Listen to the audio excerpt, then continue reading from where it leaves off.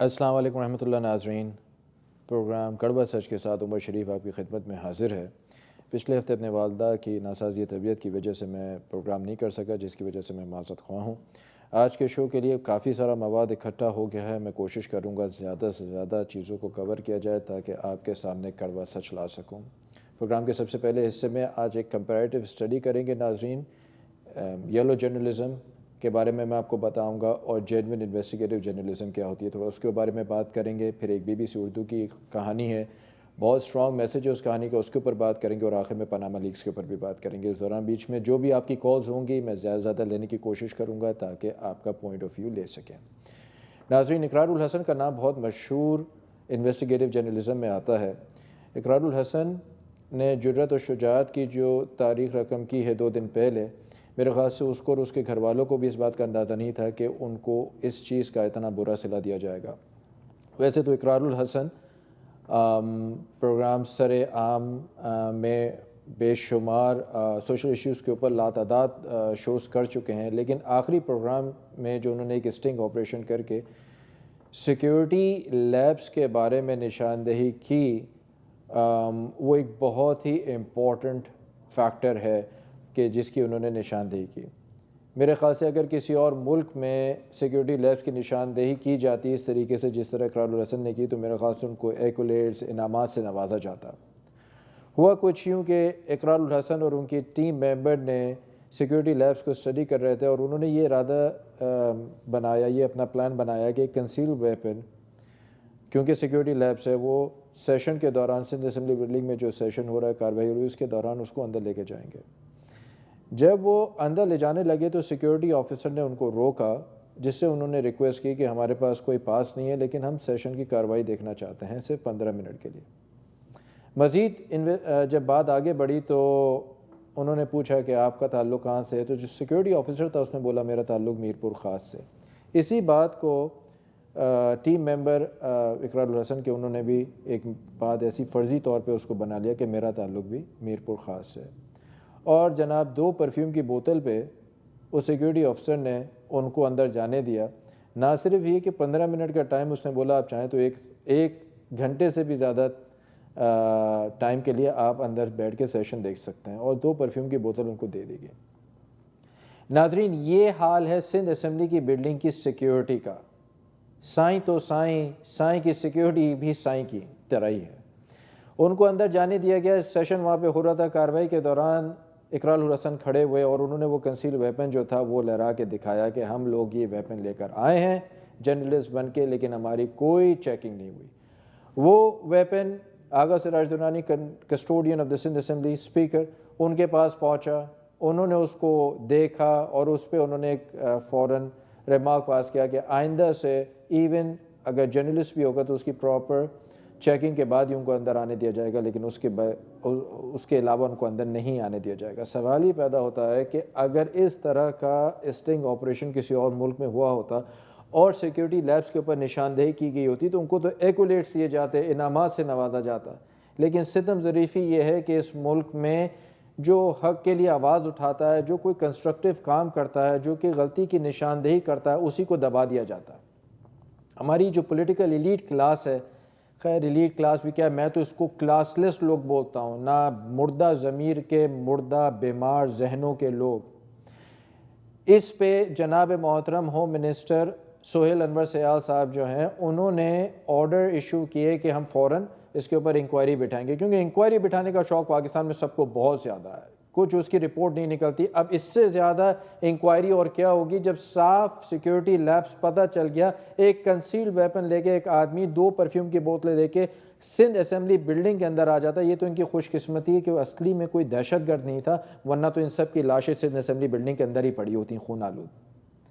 اس کے اوپر انور سیال صاحب نے ان کے اریسٹ اور انکوائری تو بٹھائی، لیکن اس کے علاوہ انہوں نے ان کے اریسٹ آرڈر ایشوز کر دیے کہ ان دونوں لوگوں کو اریسٹ کیا جائے۔ ان کے اوپر 2 FIR کٹیں، اور پاکستان پینل کوڈ کے جو دفعات ہیں، ویریس ڈیفرنٹ دفعات جو ہیں، وہ ان کے اوپر لگائے گئے اور ان کو آرام باغ پولیس اسٹیشن میں ڈال دیا گیا۔ 1 دن کے بعد ان کو بیل پہ رہا کیا گیا۔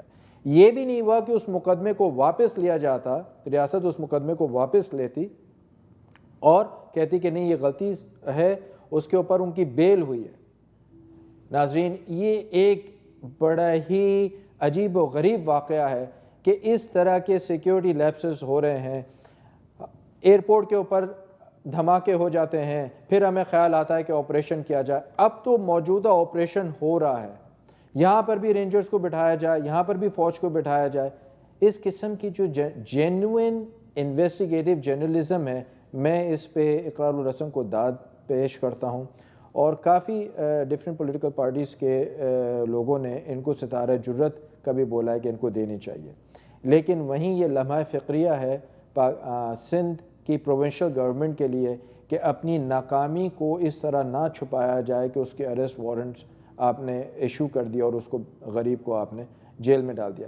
ستم ظریفی کہہ سکتے ہیں اس کو، اور کیا کہیں گے۔ دوسری طرف ایان علی ماڈل جو ہیں ان کو ہیروئن بنا کے پیش کیا جاتا ہے، ان کو مظلوم بنا کے پیش کیا جاتا ہے۔ کبھی کسی نے آج تک یہ سوچا کہ جس کسٹم انسپیکٹر نے اس کو گرفتار کیا تھا، جس کا قتل ہوا تھا، اس کے بچے آج کہاں ہیں؟ اس کے بچوں کے اوپر کیا گزر رہی ہے؟ وہ یتیم ہو گئے اس عورت کی وجہ سے۔ ماڈل ٹاؤن میں لوگوں کو شہید کر دیا جاتا ہے، اور اس ملک کی لا قانونیت کا اندازہ کیجئے ناظرین کہ مدعیت کی جو گریف پارٹی ہے اس کی مدعیت میں مقدمہ درج نہیں ہوتا، مقدمہ درج ہوتا ہے پولیس کی مدعیت میں، اور سب رہا ہو جاتا ہے۔ یہ کس قسم کا قانون ہے؟ یہ کیسا ملک ہے؟ یہ کس قسم کی جانوریت ہے؟ یہ کیسے فرعون ہیں؟ ان فرعونوں سے کون نپٹے گا؟ کیسے نپٹے گا؟ اب میں آپ کو اگزامپل دیتا ہوں یلو جرنلزم کا۔ یہ تو ہو گئی آپ کی انویسٹیگیٹو جرنلزم۔ آج سے ٹھیک 2.5 سے 3 ہفتے پہلے شاہ زیب خانزادہ جو کہ جیو کا ایک بڑا میجر اینکر ہے، بہت بڑا شو کرتا ہے، انہوں نے ایک شو کیا جس میں وہ شہریار نیازی صاحب کو لے کر آئے جو کہ معروف جنرل نیازی صاحب کے بھتیجے ہیں۔ جنرل نیازی کا تو نام سنتے ہی آپ کو یاد آ جاتا ہوگا کہ انہوں نے پاکستان کی عزت و شہرت میں کتنا کلیدی کردار ادا کیا تھا 1971 میں۔ وہ ان کے بھتیجے کو لے کر آئے اپنے پروگرام میں، جو کہ ڈیپٹی ہائی کمشنر رہ چکے ہیں 2013 میں برٹش ہائی کمیشن میں۔ ان کو وہ لے کر آئے اور انہوں نے پروگرام میں آتے ہی یہ باتیں کیں کہ میرے پاس دستاویزی ڈاکیومنٹڈ پروفز ہیں کہ الطاف حسین MQM ان کی پارٹی جو ہے ان کے را سے لنکس ہیں، اور اس را کے لنکس کی بنا پہ میں یہ چاہتا ہوں کہ الطاف حسین MQM جو ہے قوم سے معافی مانگے، اور اگر انہوں نے MQM کے لوگوں نے اور اسپیشلی الطاف حسین نے معافی نہیں مانگی تو میں ایک کے بعد ایک اس ڈاکیومنٹس کو بھیجنا شو کرنا شروع کر دوں گا عوام کے سامنے، اور پھر دودھ کا دودھ اور پانی کا پانی ہو جائے گا۔ یہاں میں اس ڈیبیٹ میں نہیں جانا چاہتا ہوں کہ را کا ایجنٹ کون ہے، اس کے اوپر تو بہت بات میں آلریڈی کر چکا ہوں۔ یہ یہاں پہ پاکستان میں سب سے آسان ترین کام یہ کہ سب کے اوپر لیبل لگا دیں کہ یہ را کا ایجنٹ ہے۔ لیکن میرا سوال یہ ہے کہ یلو جرنلزم کی یہ انتہا ہے کہ شاہ زیب خانزادہ کو کیا یہ معلوم ہے نیوز ہوتی کیا ہے؟ What does this NEWS stands for؟ یہ کس چیز کا ایبریویشن ہے؟ NEWS stands for North East West South۔ ان چاروں ڈائریکشن سے خبریں آئیں، خبریں لو، ان کی انویسٹیگیشن کرو، اور ان خبروں کی انویسٹیگیشن کرنے کے بعد جو اس کا ویو ہے چاروں طرف سے وہ لو، اور عوام کے سامنے اس کو کنسٹرکٹیو طریقے سے پیش کرو۔ نیوٹرلٹی کا فیکٹر اس میں بہت امپورٹنٹ ہے۔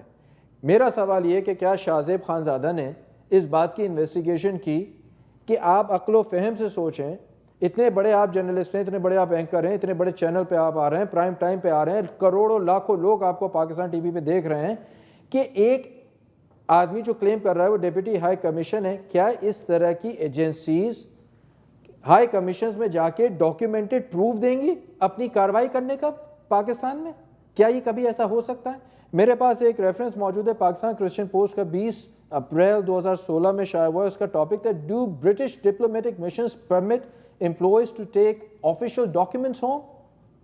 Official documents, commission, British high commission سے کیا کوئی کبھی اس میں سے آفیشیل ڈاکیومنٹس گھر لے جا سکتا ہے؟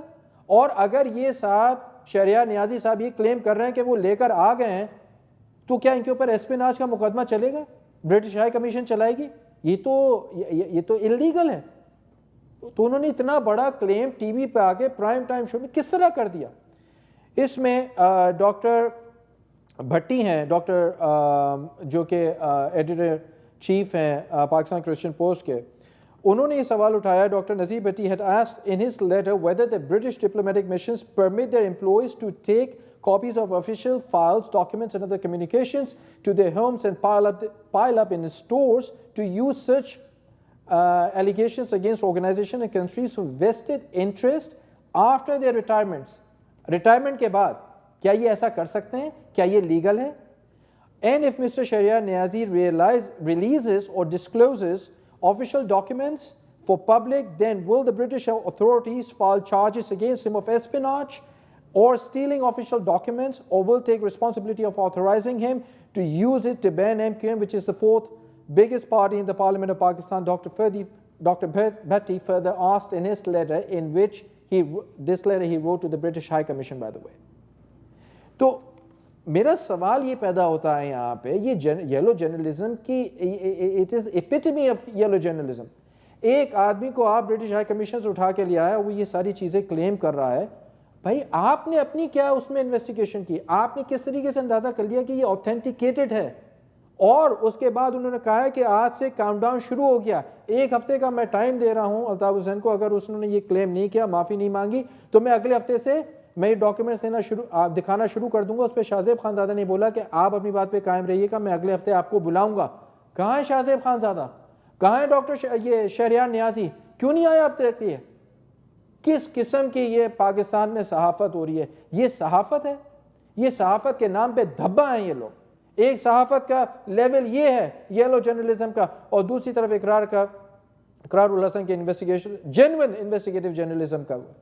تو میں آج آپ کو دونوں تصویر کے رخ دکھانا چاہتا ہوں ناظرین, وہ کڑوا سچ بتانا چاہتا ہوں جو یہ لوگ نہیں بتائیں گے آپ کو. شاہزیب خانزادہ کے اندر اتنے گٹس نہیں ہے کہ وہ واپس آ کے شو کرے اور یہ بولے کہ جو شہریار نیازی کو لے کر آیا تھا یہ لغو باتیں تھیں, یہ جھوٹ ہے, اس کا اس سے کوئی تعلق نہیں ہے. میرا سوال لیکن یہ ہے, میرا سوال یہ ہے کہ if Mr. Shahryar Niazi claims that Mr. Altaf Hussain has links with RAW, چلیں for the sake of the argument میں مان لیا کہ ان کے RAW سے تعلقات ہیں, لیکن سوال یہ پیدا ہوتا ہے then how could his party became part of the government of former President Musharraf's government, who was also an army chief? وہ تو آرمی چیف تھا, اس کی گورنمنٹ میں یہ لوگ اس کا پارٹ کیسے بن گئے؟ ناظرین بریک کے جب میں بریک سے واپس آؤں گا آپ سے دوسری سٹوری شیئر کروں گا. اس کے متعلق آپ کے کوئی بھی سوالات ہوں, please feel free to ask me, call me. انشاءاللہ بریک کے بعد آ کے اس کے اوپر دوبارہ ڈسکس کرتے ہیں.